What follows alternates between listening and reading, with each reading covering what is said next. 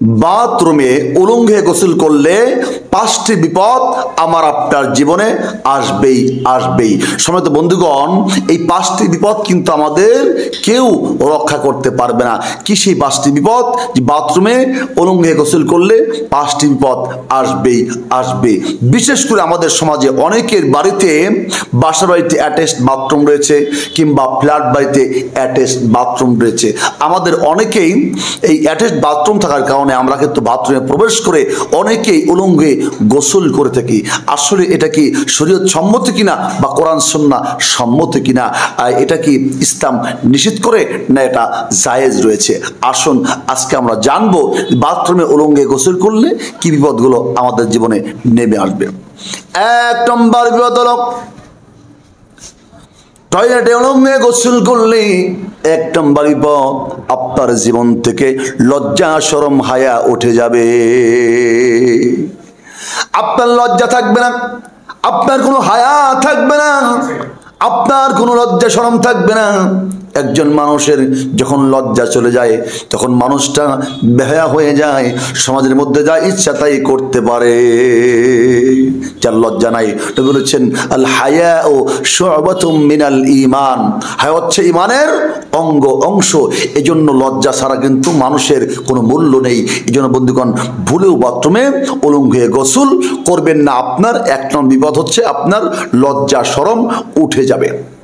2 নম্বর বিপদ হলো 2 কাঁধের 2জন ফেরেশতা রয়েছে যাদেরকে আল্লাহ সম্মানিত ফেরেশতা বলেছেন।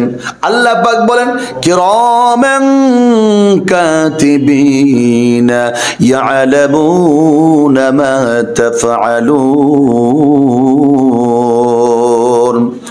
2 কাঁধের 2 ফেরেশতা সরে যাবে, 2 ফেরেশতা দূরে সরে যাবে, আপনার কাছ থেকে তারা দূরে সরে যাবে।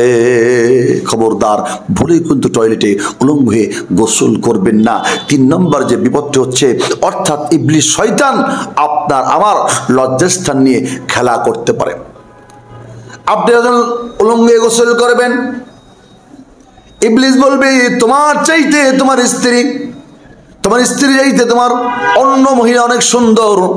আপনার মনের মধ্যে কুমন্ত্রণা ঢুকিয়ে দেবে।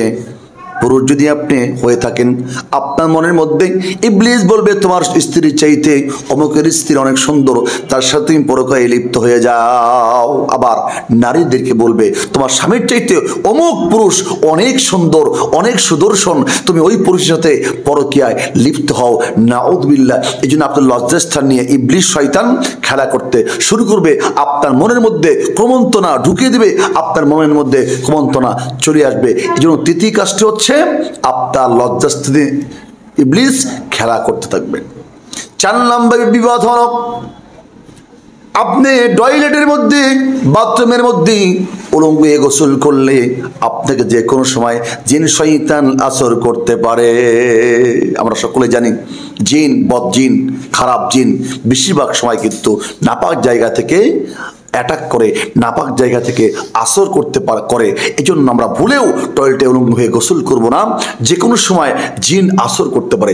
বিশেষ করে নারীদের বেলায় দেখবেন যখন মাথায় ওড়না না থাকে তখনও কিন্তু তাদেরকে জিন শয়তান আসর করে থাকে।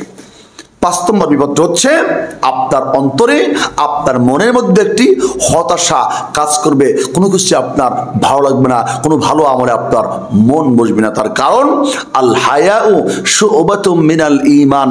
নবী বলেছেন হায়া হচ্ছে ঈমানের অঙ্গ। যার অন্তরের মধ্যে ঈমান নাই, যার লজ্জা নাই, তার ঈমান নাই।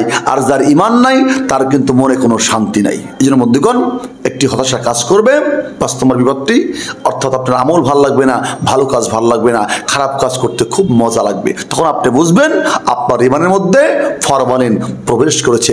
এই জন্য ভুলেও আজকের পর থেকে আমরা খেল তামাশা করি, আমরা দেখা যায় মনের অজান্তে অনেকে এই কাজটি করতেছি।